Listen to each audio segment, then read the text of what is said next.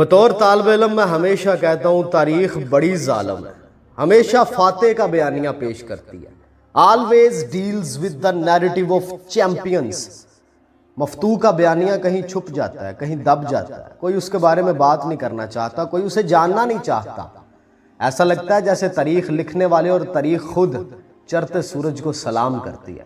لوگ جاننا ہی نہیں چاہتے کہ وہ جو ہار گئے تھے ان کا بیانیہ کیا تھا، وہ جن پہ قبضہ ہو گیا ان کا بیانیہ کیا تھا، مفتوح فاتح کو کیسے دیکھتا ہے، مفتوح فاتح کے بارے میں کیا سوچتا ہے، کیا ریاکشن آتا ہے ان صدیوں میں، ان دہائیوں میں، ان دنوں میں جب تک وہ محکوم رہتے ہیں. وہ اس کے بارے میں کیسا بیانیہ گھڑتے ہیں، کیسے ریٹیلیٹ کرتے ہیں اور کیسے تیاریاں کرتے ہیں واپس کم بیک کرنے کی.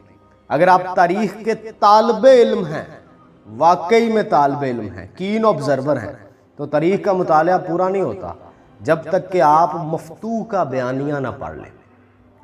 ایک بڑی زبردست کتاب ہے، میری آل ٹائم فیورٹ ہے، میری نہیں، تاریخ سے شغف رکھنے والے ہر اس بندے کی فیورٹ ہے، اور صدیوں سے، ہزار سال سے وہ فیورٹ رہی ہوگی، اس سے پرانی بھی وہ فیورٹ رہی ہوگی جس کو تاریخ کے اندر دلچسپی ہے.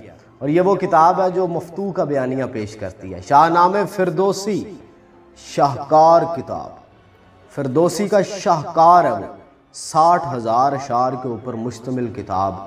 اور اس کے مکمل ہونے کے فوراً بعد چند سالوں میں یہ کتاب پوری دنیا میں اس کی کاپیاں موجود تھیں، ہینڈ ریٹن.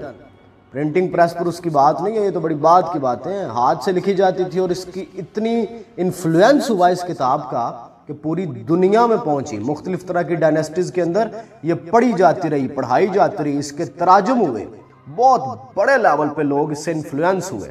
میں اگر اس سے انفلوئنس ہو گیا ہوں یا میں اس کی میتھڈولوجی کو فالو کروں، کوئی معنی نہیں رکھتا. ذرا سنیے گا کہ اس کی میتھڈولوجی کو فالو کون کرتا رہا. اقبال نے اسے فالو کیا ہے، غالب نے فالو کیا ہے، امیر خسرو نے فالو کیا ہے، مولانا روم نے فالو کیا مثنوی لکھتے ہوئے. بہت بڑے بڑے شاہکار جن کے بارے میں آپ جانتے ہیں انہوں نے فالو کیا ہے شاہ نامے کو لکھتے ہوئے. کسی پاکستانی سے پوچھے نا پاکستانی ہونا کیا ہے، وہ شاید کوئی اتنا بڑا کوئی اچھا جواب نہ دے سکے. آپ کسی پرشین سے پوچھیں کہ پرشین ہونا کیا ہے، وہ آپ کو ایک ہی جواب دے گا کہ تم شاہ نامہ پڑھ لو، تمہیں پتہ چل جائے گا کہ پرشین ہونا کیا ہے. فردوسی وہی ہے جس کا بڑا مشہور ایک شعر ہے، اس کا مفہوم یہ ہے کہ اے میرے محبوب اگر میرے بس میں ہو تو میں بلخ و بخارا تیرے رخسار کے اس دل پہ قربان کر دوں.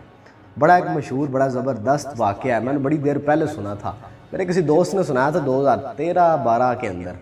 اس نے بتایا کہ فردوسی کو بہت بڑا شاعر نہیں تھا لیکن شوق بڑا تھا اسے شاعری کرنے کا. وہ اہل سخن تھے وہ بھی بڑے، تو شعر سناتا تھا، ٹوٹے پھوٹے لکھتا تھا، لوگ مذاق بناتے تھے، ہنستے تھے.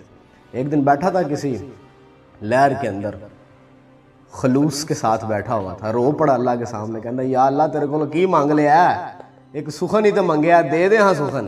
پھر اللہ نے ایسا سخن دیا کہ 1000 سال گزر گئے ہیں، دنیا فردوسی کو کاپی کر رہی ہے، دنیا فردوسی جیسا لکھ رہی ہے.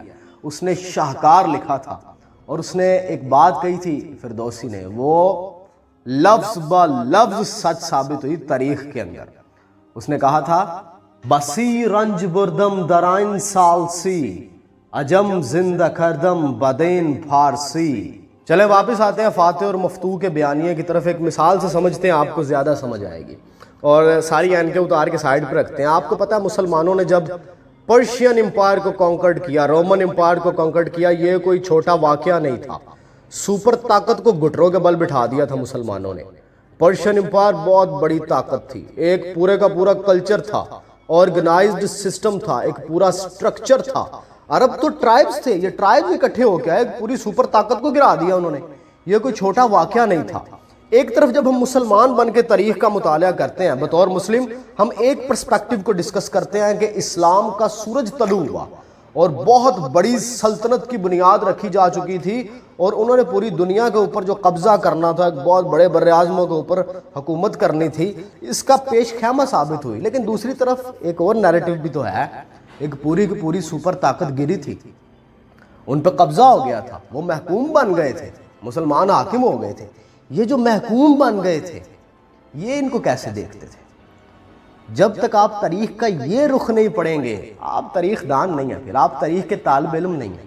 یہ جو لوگ تھے نا جن پر قبضہ ہو گیا تھا، جو ہار گئے تھے، جن کے اوپر قابض ہو گئے تھے مسلمان، یہ جو پرشینز تھے سارے، یہ ان صدیوں کو جب مسلمان اس کے اوپر عروج پہ رہے، کئی سالوں تک، کئی 100 سالوں تک پھر حکومت کی نا، تو وہ انہیں کہتے ہیں یہ سینچریز آف سائلنس ہے، سکوت کی صدیاں وہ انہیں کہتے ہیں۔ اور پھر ہم one side of the story نہیں، ہم two side of the story دیکھیں گے تاکہ آپ کو آئیڈیا ہو جائے گا کہ دو پرسپیکٹیو کیسے ہوتے ہیں۔ ایک طرف مسلمانوں نے فتح کیا، دوسری طرف وہ ہار گئے۔ اب ایک واقعہ سنا دیتا ہوں، اور تاریخ ابن خلدون کے اندر یہ کوٹ ہے، میں آپ کو ریفرنس بھی دے دیتا ہوں۔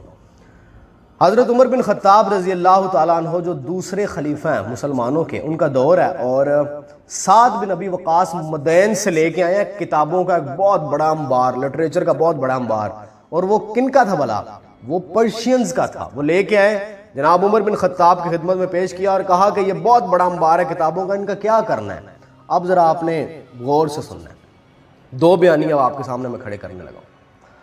حضرت عمر بن خطاب نے کہا کہ انہیں دریا برد کر دو یا نظر آتش کر دو، ہمیں ان کی ضرورت نہیں ہے۔ وہ لٹریچر تھا، صدیوں سے لکھا ہوا، کتابیں ہاتھوں سے لے کے جاتی تھی، بہت اہم لٹریچر تھا۔ انہوں نے کہا دریا برد کر دو یا نظر آتش کر دو۔ اب اگر اس سائیڈ کی سٹوری دیکھیں بطور مسلمان، میں اس کو جو ہے وہ کہتا ہوں کہ یہ بالکل ٹھیک کیا انہوں نے بطور مسلمان، کیونکہ میں نے کہا تھا پرسپیکٹیو اینک اتارنی ہے۔ اب میں اینک جیسے ہی پہنوں گا اسلام کی تو میں کہوں گا کہ انہوں نے ٹھیک کیا، کیونکہ انہوں نے جو اس کو ڈیفینڈ کرنے کے لیے آرگیومنٹ پیش کیا وہ بہت بڑا تھا۔ انہوں نے کہا کہ اگر ان کتابوں کے اندر اچھی باتیں لکھی ہوئی ہیں تو ہمیں ضرورت نہیں ہے، ہمارے پاس قرآن موجود ہے، قرآن سے بڑا کوئی سرچشمہ ہدایت نہیں ہو سکتا، ہمیں ان کی ضرورت نہیں ہے، نظر آتش دریا برد۔ اور اگر ان کے اندر بری باتیں لکھی ہوئی ہیں، ان کے اندر اندھیرا پھیلانے والی کوئی باتیں ہیں، تو ہمارے پاس ایک بہت بڑا روشن چراغ ہے قرآن، ہمیں پھر بھی ان کی ضرورت نہیں ہے، ان کو دریا برد کر دو یا نظر آتش کر دو۔ اب ان کی سائڈ سے دیکھیں تو ان کا لٹریچر تھا، صدیاں لگی ہوں گی، بلکہ کئی 100 صدیاں شاید لگ گئی ہوں، سوری کئی 100 کہہ دیا ہوں، کئی ہزار سال لگے ہوں گے اس پورے لٹریچر کو لکھنے کے اندر، ان تک پہنچنے کے اندر۔ ان کے لیے تو وہ ایک اہم لٹریچر تھا، وہ سارا اڑا دیا۔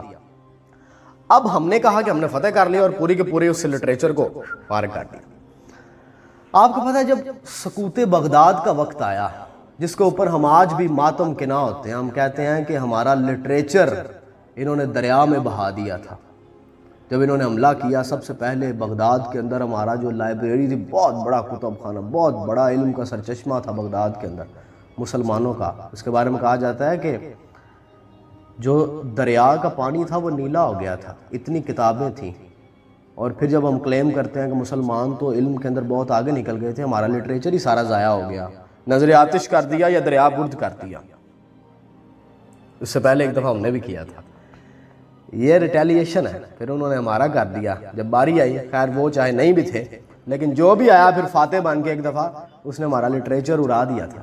اور آج بھی ہم اس پہ ماتم کنائیں کہ پتہ نہیں کیا کیا تھا اس لٹریچر کے اندر، لیکن پھر ہم دل کو تسلی دیتے ہیں کہ قرآن تو ہمارے پاس موجود ہے نا، تب بھی قرآن موجود تھا، آج بھی قرآن موجود ہے، دوبارہ پھر سے لکھا جائے گا۔ لیکن جب ہم کلچرز کی بات کرتے ہیں تو دیکھیں تاریخ کے اندر اس طرح کے بڑے واقعات آتے ہیں جن میں پتہ چلتا ہے کہ چیزیں۔ پھر اس کے بعد آپ کو پتہ ہے حجاج کا جب دور آیا، حجاج نے اپنا گورنر مقرر کیا ہوا تھا قتیبہ بن مسلم غالباً، اسے خراسان کے اندر اس نے کیا۔ اس نے کہا کہ جو بندہ یہاں پہ فارسی میں کچھ لکھے گا اس کی گردن اتار دینا، یعنی کہ اس قدر انہوں نے جو ہے وہ سپریشن برداشت کیا پرشینز نے۔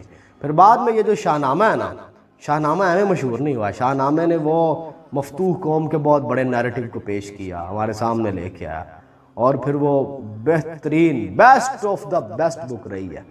اور آپ کو کبھی زندگی موقع دے تو آپ نے فردوسی کے شاہ نامے پڑھنے ضرور ہیں۔